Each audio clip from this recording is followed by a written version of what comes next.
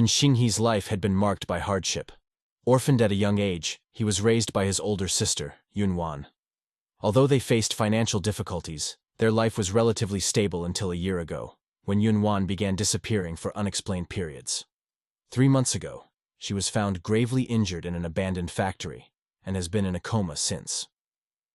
To finance her medical care, Xinghe gathered the courage to present his business plan to an investor. Today he received a call that could be a breakthrough. As Xinghe walked, preoccupied with the potential opportunity, a girl suddenly grabbed his hand. She claimed to be the star of Avery Stew Business School, and said she was terrified because many big bad wolves were after her. Confused, Xinghe asked if she had mistaken him for someone else. The girl, clearly flustered, retorted, asking who he was, why he was dressed like her beloved, and whether he was trying to take advantage of her. At that moment, a man who looked exactly like Xinghe appeared, shouting angrily and accusing Xinghe of flirting with his woman. The girl, now crying, ran to the man and called him honey, causing a scene. Suddenly, a colossal armored knight descended from the sky, creating panic among the crowd. The man looked up in disbelief and asked, "What is this?" The girl cried out that someone was dead. Lying on the ground, Xinghe thought, wearing matching clothes is one thing, but this giant armored knight is completely out of the ordinary. As Xinghe tried to make sense of the situation, he felt something soft against his face. Opening his eyes, he found himself in an unfamiliar place and wondered, where am I, and who is this? The girl, still pleading for water, made Xinghe exclaim, "Wait, ghost sister, I can't get you water here."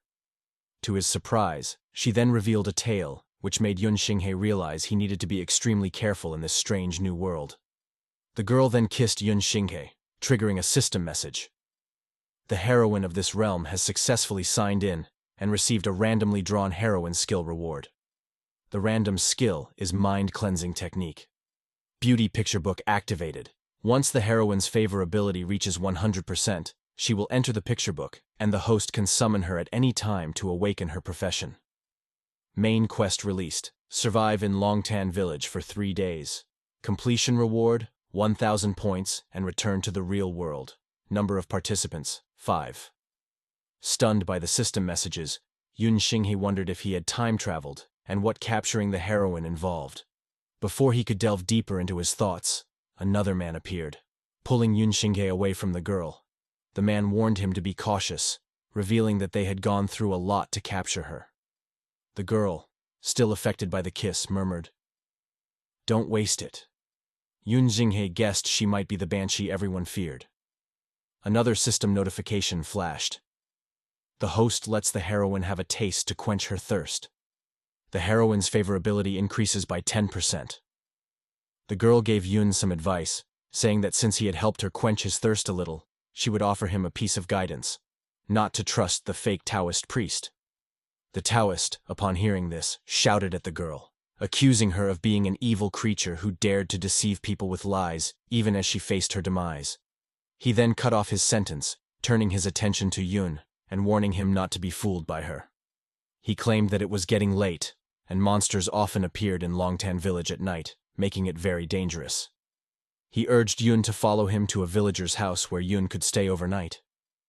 Yun found this invitation suspicious, and questioned why the Taoist kept addressing him as Sir.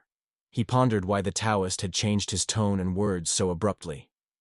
As they walked through the village, Yun noticed a shadowy figure darting by, and asked the Taoist if he had seen it too. The Taoist responded coldly, saying he hadn't paid much attention, but it was almost night, and it could have been a monster.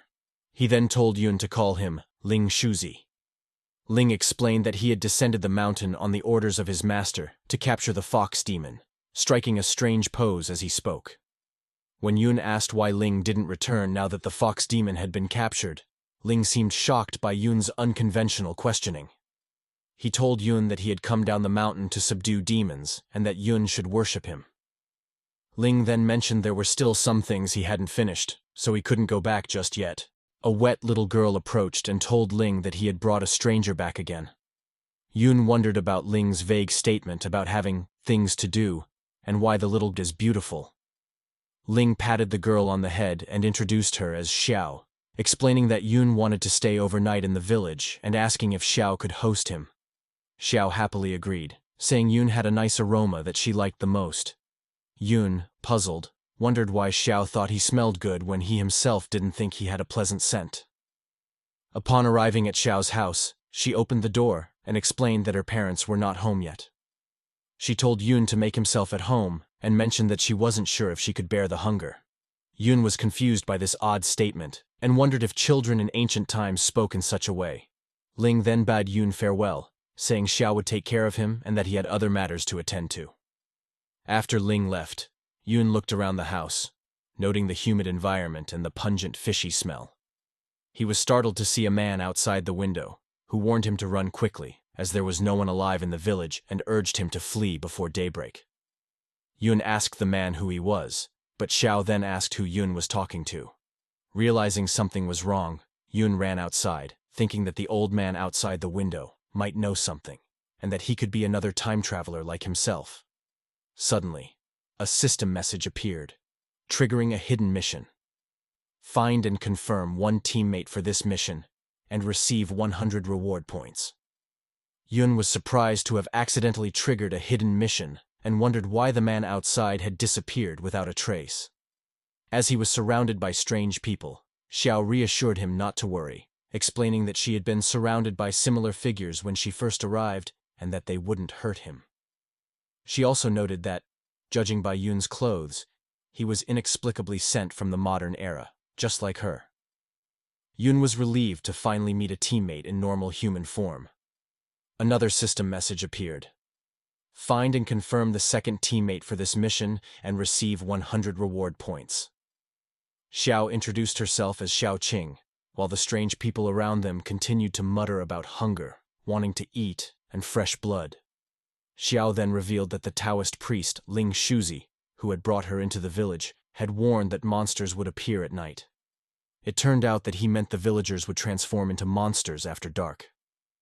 As they discussed their next move, a gunshot rang out, killing one of the monsters. Xiao was shocked and asked where Yun had obtained the gun. Yun explained that he had exchanged reward points for it in the system mall, 100 points for one gun and 1 point for each bullet. The gun was a Desert Eagle pistol.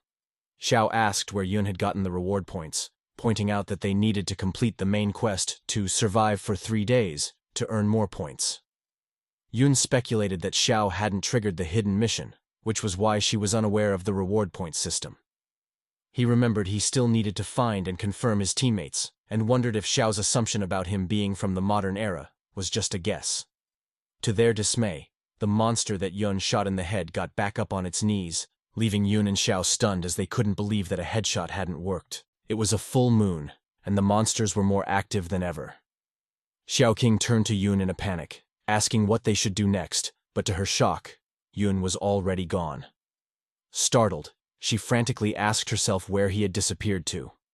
Just then, Yun's voice echoed as he ran, telling her, "Why are you still standing there? Run!" Xiao Qing was furious. She shouted at him, calling him no man at all. As the monsters began to approach, both Yun and Xiao Qing started running together, with Yun firing shots at the creatures. Xiao Qing angrily called it stupid, questioning why Yun was wasting bullets when shooting them clearly wasn't working. Yun quickly explained that while the bullets couldn't kill the monsters, they would knock them down, buying them precious time to escape. Xiao Qing, realizing the logic, begrudgingly agreed, wondering if she had been the fool all along. Finally, they reached the witch girl from their previous encounter. Xiao Qing, confused, asked why Yun had brought them to this place. She wondered if Yun had given up hope and figured it didn't matter who ate him anymore. Sarcastically, she asked Yun why he didn't just let the beautiful witch eat him. Yun, catching his breath, explained that Ling Shuzi had only told them there would be monsters in the village at night, but had concealed the fact that the monsters were actually the villagers. This revelation made Xiao Qing suspect that Ling Shuzi might be a bad person. She nodded, thinking it made sense, but then asked, "What now?" Yun continued, saying that Ling Shuzi and this banshee clearly didn't get along. Even if she wasn't a good person, she wasn't on Ling Shuzi's side either. Yun figured she might be their only chance at getting help. With that, Yun cautiously approached the witch. She, in turn, teased him, saying he was too nice, knowing she was thirsty and coming to give her water. As she drew closer, Yoon reminded her that he couldn't provide what she wanted and suggested they return to the old place. Without warning, Yoon touched the witch's chin and kissed her. The witch was taken aback, and suddenly, a system notification popped up, stating, "The host makes the heroine feel good again after a long drought. The heroine's favorability increases by 10%. Yoon noticed the favorability had increased again, and realized this might be the way to capture the heroine. Determined, he decided to continue and max out her favorability, kissing her more and more. Meanwhile, the monsters drew closer. Xiaoqing couldn't believe what she was seeing. Mutant villagers were closing in to kill them, and Yoon was still just enjoying himself. Finally, Yoon and the witch finished kissing. Yoon asked why the favorability wasn't increasing anymore, wondering if his efforts were in vain. The witch, catching her breath, accused Yoon of almost suffocating her, but acknowledged his hard work in quenching her thirst. Grudgingly, she agreed to help them this time, casting a fire spell that created a barrier, preventing the monsters from entering. Xiaoqing noticed that the monsters seemed terrified of the fire and dared not come closer. Overwhelmed, she started crying. Yoon, shocked, asked what was wrong. After all, they were saved, so why was she crying? Between sobs, Xiaoqing moved closer to him, explaining that in order to please the witch and get her to help, Yoon didn't hesitate to sell his body. She felt guilty for misunderstanding him and apologized, which was why she was crying. Yoon, completely baffled, had no idea what she was talking about. The witch, meanwhile, chuckled, remarking on how interesting humans were as she savored the kiss. Xiaoqing, trying to regain her composure, asked Yoon what they should do next. The villagers were still surrounding them, and the witch's movements were limited by chains. She pointed out that they were trapped. Yoon looked around and noticed a keyhole in the witch's chains. Luckily, he had a keychain with him that he thought might work, so he attempted to unlock it. The witch scoffed, telling him it was useless. The chain was made of 1,000-year-old black iron, a legendary dragon lock used specifically to imprison dragons. Ling Shuzi had used it to restrain her, ensuring it was absolutely secure, and no one in the world could destroy it by brute force. Suddenly, Yoon managed to unlock the chain.